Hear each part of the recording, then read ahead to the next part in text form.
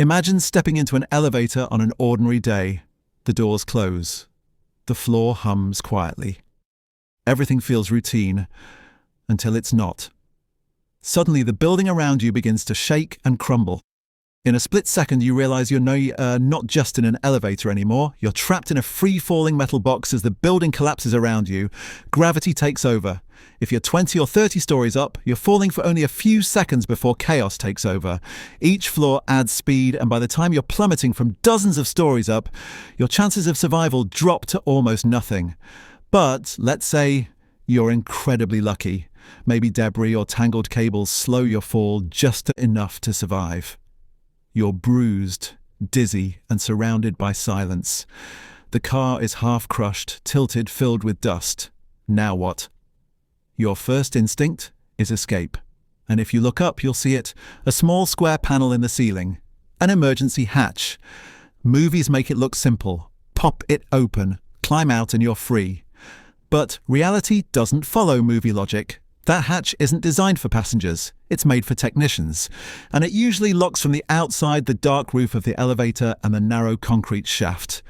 Still, desperation changes everything.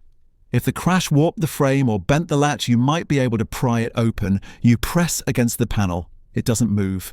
You hit it again. Metal clangs, dust falls. You try the edges, searching for a weak point. If you have something solid, a shoe, a bar, a piece of debris, you wedge it in and twist. The hatch bends with a snap, a burst of stale air rushing in. You push it open and pull yourself onto the roof. Above, the shaft stretches upward into shadows and broken light.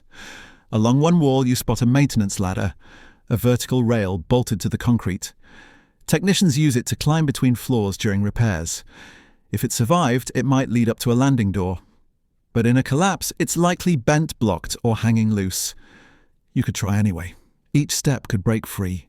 Every sound echoes like thunder. If the ladder gives out, you fall again only once, but for the last time. You weigh your options. Climb and risk falling. Or stay and hope to be found.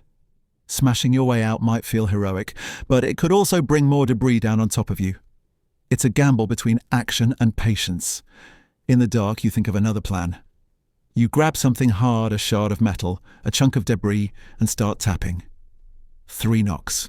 Pause. 3 again. Rescuers listen for that rhythm, the faint human heartbeat trapped under concrete. No movie-style escape, no ladder to safety. Just instinct, patience, and the faint hope that someone above is listening. Because sometimes survival isn't about climbing out.